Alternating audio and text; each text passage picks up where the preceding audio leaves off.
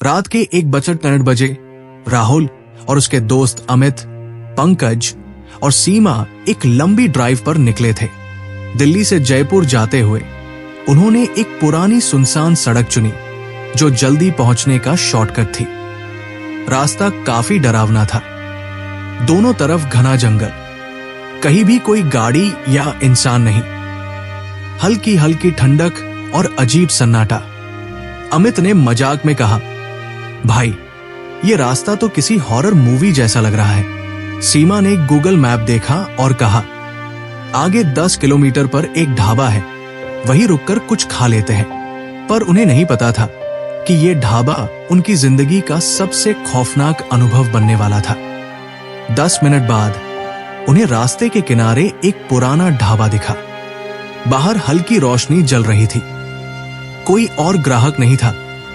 अंदर से हल्की हल्की आवाजें आ रही थी।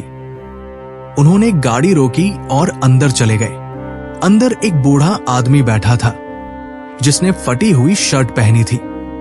उसने सिर झुकाकर कहा, बैठ जाओ, क्या लोगे? राहुल ने पूछा, भाई यहां कोई और कस्टमर नहीं आता क्या? बूढ़े आदमी ने धीरे से सिर उठाया। उसकी आंखें पूरी सफेद थी। अमित और पंकज घबरा गए, लेकिन सोचा कि शायद बूढ़े आदमी की आंखों में कोई बीमारी होगी। उन्होंने चाय और परांठे का ऑर्डर दिया। जैसे ही परांठे टेबल पर रखे गए, सीमा ने ध्यान दिया कि उनसे हल्का सा खून टपक रहा था। सीमा डर गई। ये क्या है? बूढ़े आदमी ने धीमे से कहा, ये खाओ, बहुत पसंद आएगा। राहुल ने जब परांठे को उल्टा किया तो अंदर छोटे छोटे कीड़े रेंग रहे थे। उन्होंने तुरंत खाना छोड़ दिया और उठकर जाने लगे। लेकिन तभी जैसे ही वे गाड़ी की तरफ बढ़े, बूढ़ा आदमी तेज आवाज में हंसने लगा। अब तो आए हो, ऐसे कैसे जाओगे? अचानक ढाबे के अंदर रखे सारे बल्ब झपकने लगे और पीछे से कई अजीब आकृतियां निकलने लगी। कुछ बिना सिर के लोग, कुछ औरतें जिनके बाल जमीन तक लटके हुए थे, एक आदमी जिसकी गर्दन पूरी उल्टी थी। अमित ने तुरंत गाड़ी का दरवाजा खोला और सब लोग भागकर अंदर बैठ गए। राहुल ने गाड़ी स्टार्ट की, लेकिन गाड़ी स्टार्ट ही नहीं हो रही थी। बूढ़ा आदमी धीरे धीरे गाड़ी की तरफ बढ़ रहा था और तभी सीमा ने झट से गाड़ी की खिड़की से हनुमान चालीसा पढ़ना शुरू किया। अचानक बूढ़ा आदमी चिल्लाने लगा। उसके शरीर से धुआं निकलने लगा। बाकी सारी आत्माएं गायब होने लगी और तभी गाड़ी स्टार्ट हो गई। राहुल ने पूरी ताकत से गाड़ी भगाई। कुछ दूर जाने के बाद जब वे थोड़ा नॉर्मल हुए तो पीछे देखने पर उन्हें वो ढाबा ही नहीं दिखा। सीमा ने डरते हुए पूछा, क्या वो सब सच था? अमित ने मोबाइल निकाला और गूगल पर वो ढाबा सर्च किया। जो सामने आया उसे देखकर सबकी रूह कांप गई। गूगल पर देखा, ये ढाबा 15 साल पहले एक एक्सीडेंट में जल गया था। ढाबे का मालिक और वहां के कई ग्राहक उसी में मारे गए थे। रात में कई लोगों ने यहां भूतों को देखने की बात की है। तो फिर जो वे अभी अभी देखकर आए थे, वो क्या था? राहुल और उसके दोस्त जैसे तैसे अपने घर लौट आए। लेकिन अगली रात अमित को एक अनजान नंबर से कॉल आया। फोन उठाते ही एक जानी पहचानी आवाज आई, परांठा अधूरा छोड़कर चले गए, वापस कब आओगे? अमित के हाथ से फोन गिर गया क्योंकि वो आवाज उसी बूढ़े आदमी की थी। अमित के हाथ से फोन गिरते ही उसकी सांसें तेज हो गई। सीमा, राहुल और पंकज को उसने तुरंत फोन किया और सबको अपने घर बुला लिया। सबने जब सुना कि बूढ़े आदमी ने कॉल किया था तो सबके चेहरे का रंग उड़ गया। राहुल ने डरे हुए पूछा, क्या तुम्हें यकीन है कि ये उसी की आवाज थी? अमित ने धीरे से सिर हिलाया, हाँ, और सबसे डरावनी बात यह है कि नंबर पूरी तरह ब्लैंक था। उसमें कोई भी अंक नहीं दिख रहा था। सबको लगा कि अब उनकी जान खतरे में है। उस रात सबके घर में अजीब अजीब चीजें होने लगी। सीमा के कमरे में पंखा अपने आप घूमने लगा जबकि स्विच ऑफ था। राहुल के बिस्तर पर जलने की बदबू आने लगी। अमित के फोन पर वापस आओ लिखा एक अनजान मैसेज आया। पंकज के दरवाजे पर रात 2 बजे खुद ब खुद किसी ने दस्तक दी, लेकिन बाहर कोई नहीं था। अब ये साफ था, वे उस भूतिया ढाबे से बचकर नहीं आए थे। वो साया अब भी उनका पीछा कर रहा था। डर के मारे उन्होंने एक पुराने तांत्रिक बाबा से मिलने का फैसला किया।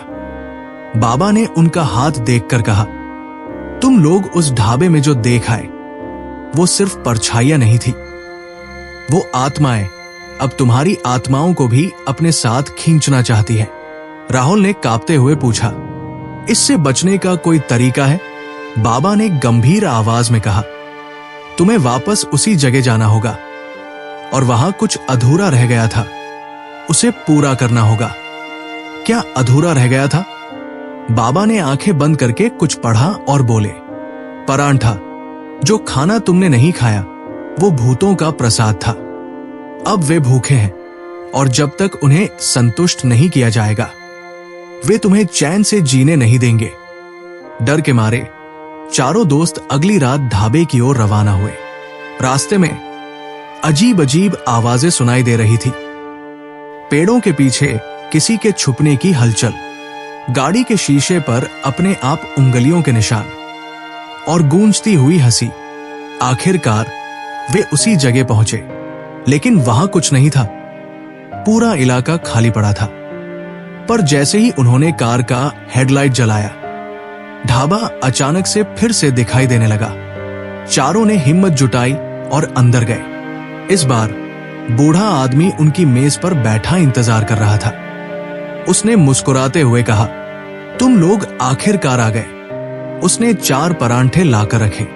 इस बार वे साफ थे, बिना खून और कीड़ों के। बाबा की सलाह याद करके चारों ने डरते डरते खाना शुरू किया। जैसे ही आखिरी टुकड़ा खत्म हुआ, बूढ़ा आदमी धीरे धीरे धुआं बनकर गायब होने लगा। ढाबे की दीवारें टूटने लगी और एक जोरदार चीख गूंजी, तुमने हमें मुक्त कर दिया। और अगले ही पल ढाबा फिर से गायब हो गया।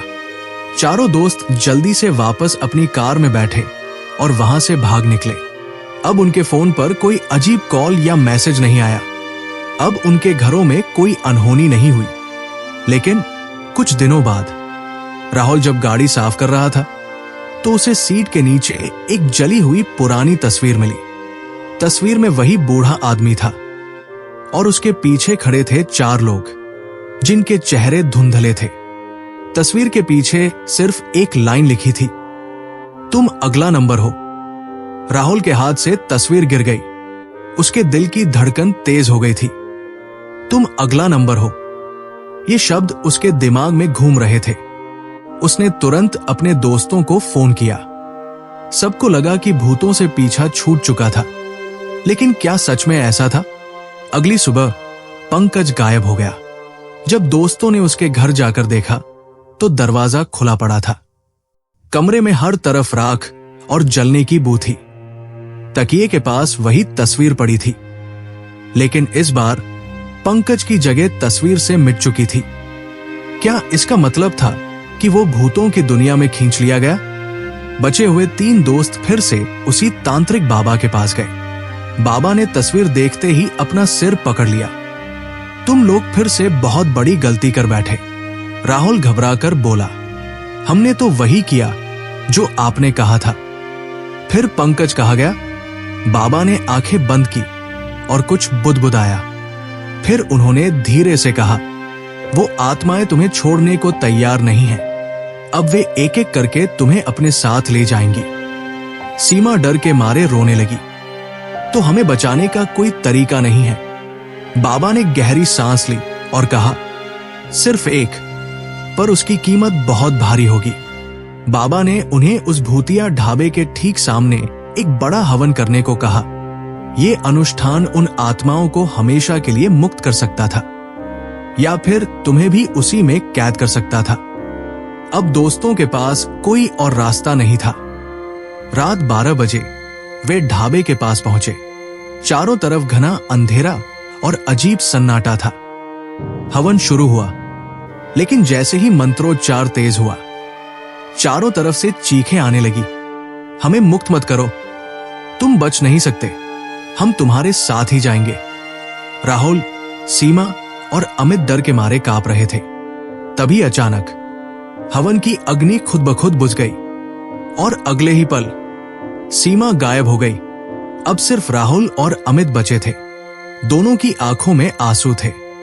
वे नहीं जानते थे कि सीमा और पंकज अब इस दुनिया में है भी या नहीं। बाबा ने जल्दी से हवन की राख उठाई और उन दोनों पर डाल दी। अब भागो यहां से और दोबारा कभी मत लौटना। राहुल और अमित गाड़ी में बैठे और पूरी ताकत से वहां से भाग निकले। कई साल बीत गए। राहुल और अमित ने कभी फिर से उस रास्ते पर कदम नहीं रखा। लेकिन एक दिन अमित के दरवाजे पर किसी ने दस्तक दी। जब उसने दरवाजा खोला तो वहां एक लिफाफा पड़ा था। लिफाफा खोलने पर अंदर वही पुरानी तस्वीर थी और इस बार उसमें अमित की भी तस्वीर मिट चुकी थी। अमित के हाथ से तस्वीर गिर गई। उसका पूरा शरीर कांपने लगा। मुझे भी वो लेने आ रहे हैं। उसकी सांसें तेज हो गई। उसने तुरंत राहुल को फोन किया, लेकिन कोई जवाब नहीं मिला। घड़ी में रात के 12:01 हो चुके थे। तभी दरवाजे पर जोर की दस्तक हुई। अमित ने हिम्मत जुटाकर दरवाजा खोला। सामने कोई नहीं था, लेकिन जमीन पर एक चिट्ठी रखी थी। उसने कांपते हाथों से चिट्ठी उठाई और पढ़ने लगा। हम आ रहे हैं, तुम्हारे पीछे मत देखना। अमित का दिल जोर जोर से धड़कने लगा। उसने घबराकर पीछे देखा। एक परछाई उसकी ओर बढ़ रही थी। अमित ने तुरंत दरवाजा बंद किया और अंदर भागा। लेकिन जैसे ही उसने आईने में देखा, वहां कोई और खड़ा था। वही जलती हुई लाल आंखें, वही डरावना चेहरा। तुम बच नहीं सकते।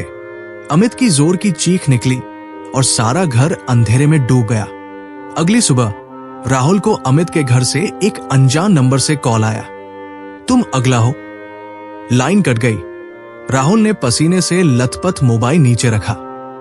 तभी उसके फोन में वही पुरानी तस्वीर आ गई और इस बार उसमें राहुल का चेहरा भी धीरे धीरे मिट रहा था। राहुल का दिल जोर जोर से धड़कने लगा। उसकी आंखों के सामने मोबाइल स्क्रीन पर उसकी तस्वीर मिटती जा रही थी। क्या अब मेरी बारी है? उसने तुरंत बाबा को फोन किया, लेकिन कोई जवाब नहीं मिला। ट्रिंग ट्रिंग फोन बजता रहा। फिर अचानक, राहुल, अब तुमसे कोई नहीं बचा सकता। लाइन कट गई और उसके फोन की स्क्रीन पर खून से लिखा एक नाम चमक रहा था, अमित। राहुल को यकीन नहीं हो रहा था। उसने कांपते हाथों से दोबारा फोन मिलाया। हेलो अमित, तू जिंदा है? फोन के दूसरी तरफ कोई सांसें ले रहा था। राहुल, मुझे बचा ले, मैं अंधेरे में हूं। कहाँ है तू? यही, तुम्हारे पीछे। राहुल ने झटके से पीछे देखा।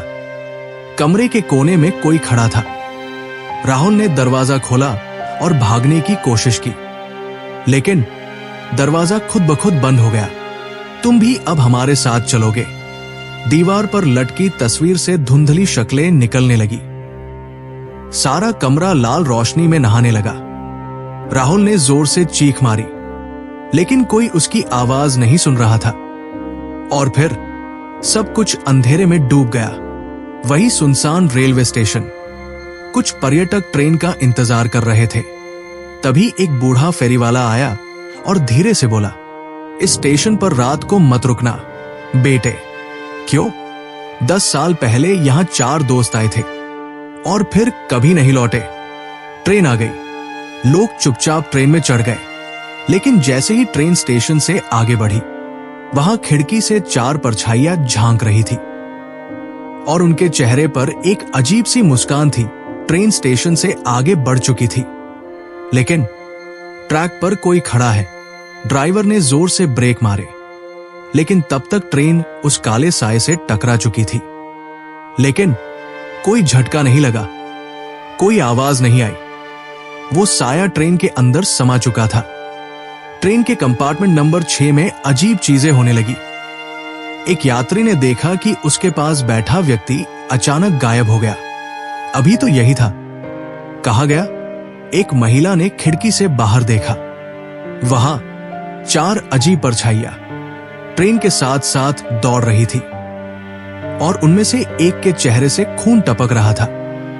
ट्रेन के अंदर लाउडस्पीकर से एक अजीब आवाज आई, जो कोई भी कंपार्टमेंट 6 में बैठा है तुरंत वहां से निकल जाए। लोग घबरा गए, सब भागने लगे, लेकिन जैसे ही दरवाजा खोला, दरवाजा बंद हो गया। अब कोई बाहर नहीं जा सकता। एक बुजुर्ग यात्री रोने लगा, भगवान के लिए हमें छोड़ दो, तुम्हारी गलती नहीं, लेकिन तुम्हें इसकी सजा मिलेगी। सारा कंपार्टमेंट काले धुएं में बदल गया। एक आखिरी चीख गूंजी और फिर सन्नाटा। सुबह जब ट्रेन अगले स्टेशन पर पहुंची, कंडक्टर कंपार्टमेंट 6 में गया।